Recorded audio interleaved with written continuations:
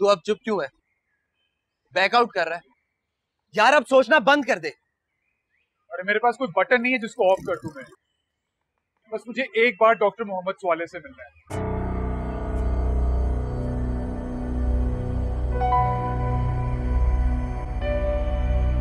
जिस सच्ची बात की गवाही तुम्हारा दिल दे रहा है,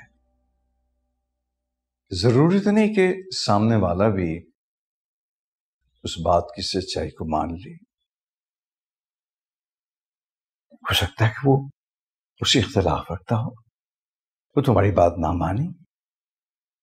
उसका ये मतलब तो हरगिज नहीं है ना कि तुम जबरदस्ती अपनी बात मनवाने के लिए उसके साथ दंगा फसाद या झगड़ा शुरू कर दो। नहीं, इसका तुम्हें बिल्कुल हक नहीं है। ये सरसर ज्यादती है, नाइंसाफी है।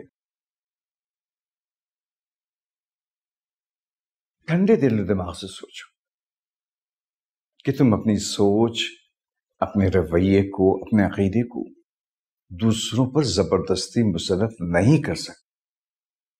कभी जिंदगी में ताकत के जरिए से, जोर जबरदस्ती से अपनी बात कभी नहीं मनवाई जाती। दिल बहुत नाजुक चीज है। अगर तुम लोग चाहते हो कि तुम्हारी बात लोगों के दिल में घर करे, तो दिलों तक पहुंचने के लिए रास्ते बनाने पड़ते हैं। और उसका तरीका यह है कि तुम बहुत प्यार से, खुलूस से, मोहब्बत से अपनी बात उनको समझाओ। इसके लिए एक और शर्त भी है, आपके कौल फेल में तजाद नहीं होना चाहिए। जो बात कह रहे हो पहले उस पर तुम खुद अमल करके दिखाओ। दूसरी ये कि सच्ची खरी बात जो होती है ना, वो कभी न कभी असर जरूर करती है दिल पर। चल उठ, लेट हो रहे हैं, निकलने। उठ जा, उठना यार, लेट हो रहे हैं, चल। अच्छा डॉक्टर साहब, हमें इजाजत दीजिए, हमें जाना है।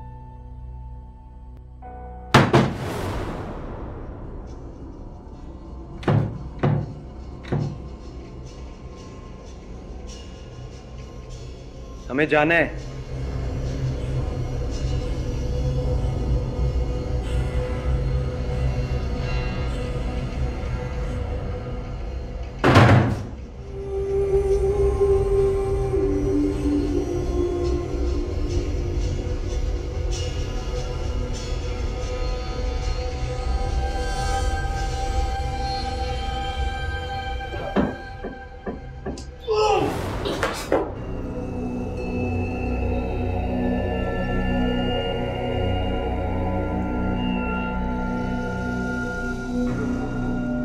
चलो बैठ जाओ।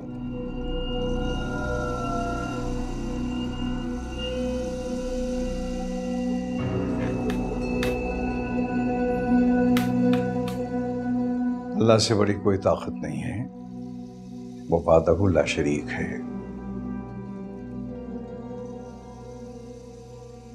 अब या तो तुम लोग मुझे कायल कर दो या मेरी बात से कायल हो जाओ, फिर तुम जा सको, वरना नहीं जा सको।